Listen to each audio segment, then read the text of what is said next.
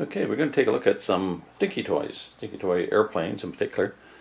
But for those of you who don't know much about Dinky Toys, they were made in Britain from about 1930 so up to about 1980s. And they typically made cars. And they went all over the British Empire, basically all over the world. These are the typical things they made. They made all these things. So basically what we see is they made things like cars. Here's a nice little sports car. Another one. So this is typically what they made. They made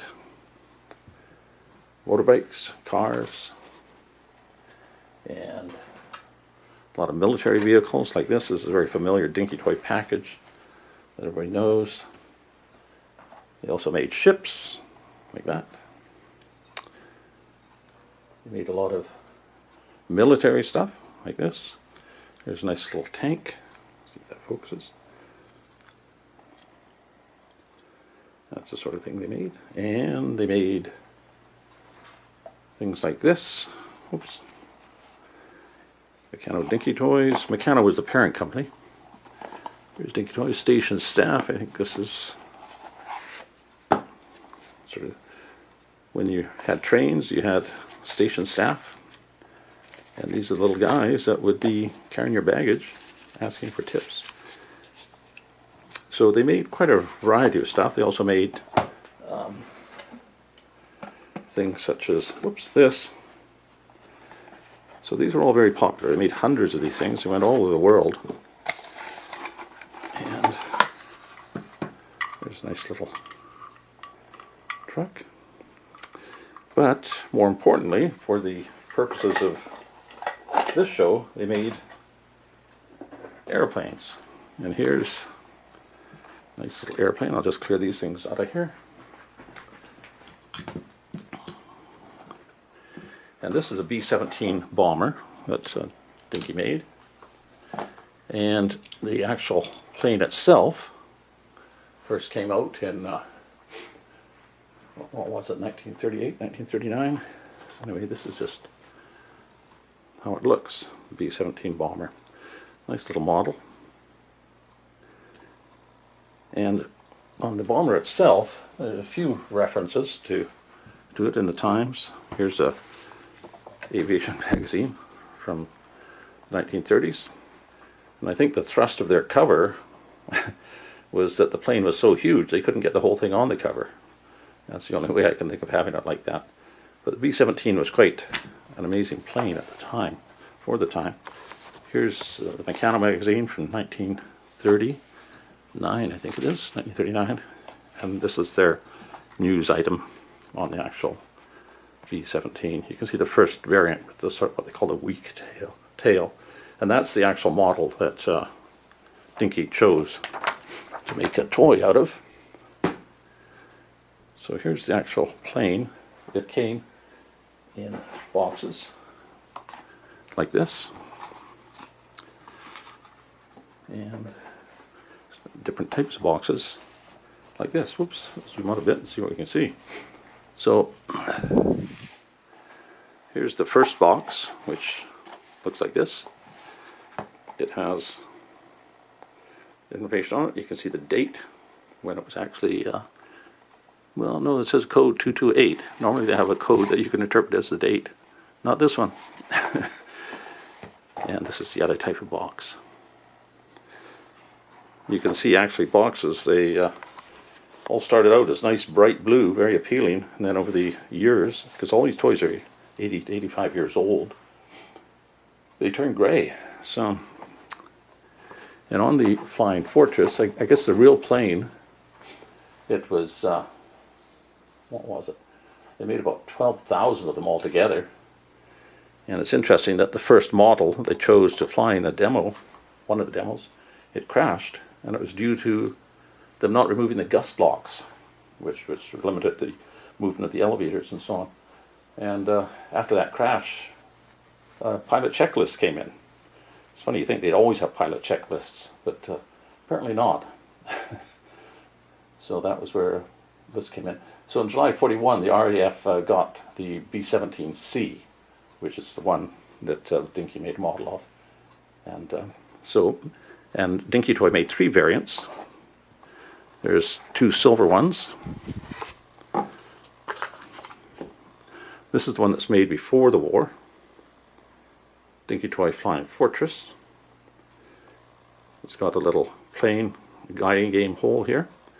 That's when you slide it down a wire and break it, so you need a new one. You can see the weak tail model here. And the post-war one is just like this. It says Long Range Bomber and Flying Fortress. So those are the main differences. The pins, the propeller pins are different too. You can see they just look different. So one thing with these models, they came out with a number of models at the time because it was pretty well just before the war. So they made a bunch of relevant toys. These are the bombers. You can have quite a little flotilla of them. But the interesting thing I found on these models, when I looked at all the other models Dinky was making, they were all to scale. So the same scale of like 1 to 225. So when you're aware of that, you can see here's a little Spitfire. That's to scale. That's the way it would be in relation to those planes. And you can get little Gloucester Gladiators, little bi-wing plane, biplane, and they are to scale. Here's the little guy here, delicate little die cast, names under the wing. And the other planes we see, well, here's another Spitfire. No, sorry, Gladiator. Here's the Spitfire. And then one other plane of interest is the Ferry Battle. And again, this is to scale. And I was sort of surprised that the Ferry Battle is really quite a big aircraft, powered by a single Merlin engine. It wasn't clear it was intended to be a fighter bomber. It ended up being neither. And let's see, we can see Ferry Battle. You see the bluing, they put blue paint on the cockpit to make it look like glass. Had one pilot and I think a gunner at the end. But a big plane. You can see how it just didn't cope compared to these little hot rods like the ME-109 or the Spitfires. There were also other little planes they had, same scale. There's a little Hurricane in the camo. Oops. Yeah, this one actually has wheels, which is something the kids sort of hated because you couldn't really fly them through the air with those big wheels. They looked good on the apron, but other than that, not so much. So all these planes are the same series. There's a Blenheim. They're all to scale.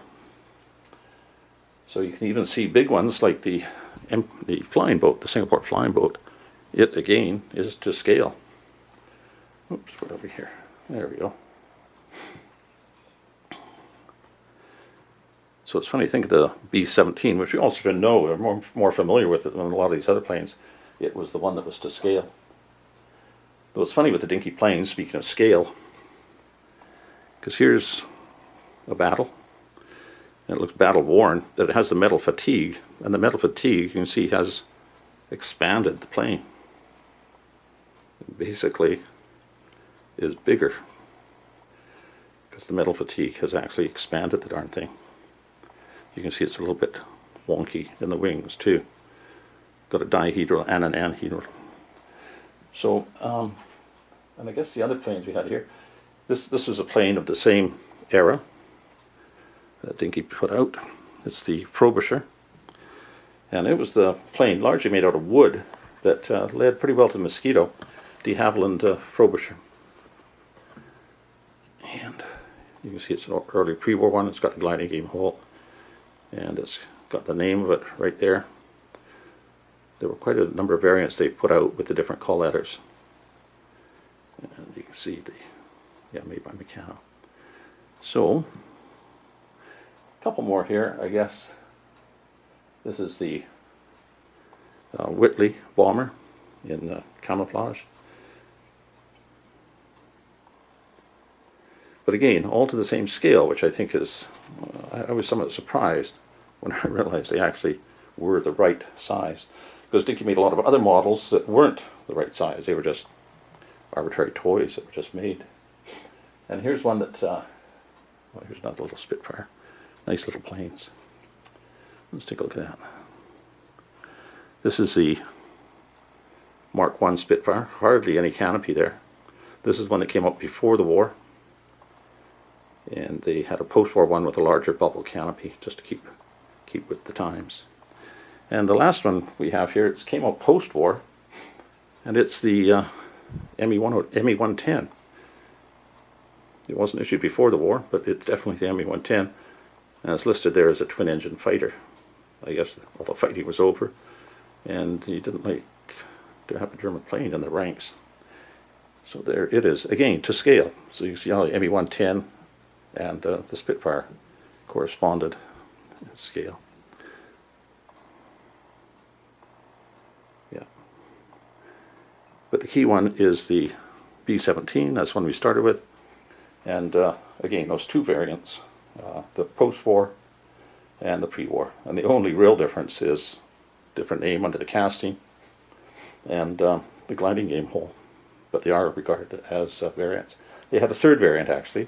Came out before the war. It was a gray colored one, but you don't see that very often. That's pretty rare. So anyway, there's the B17 somewhere on the apron there with all those other planes. Again, so let's just, the thing that really surprised me was how big the ferry battle was. You can see how it was failed. It was neither fighter nor bomber, but oddly enough, it was the Mosquito, which became a successful fighter bomber, and it was derived from this Frobisher. De Havilland Company used all the things they learned about making sensible wooden planes into the Mosquito, and you got a terrific little plane out of it. So anyway, that's it.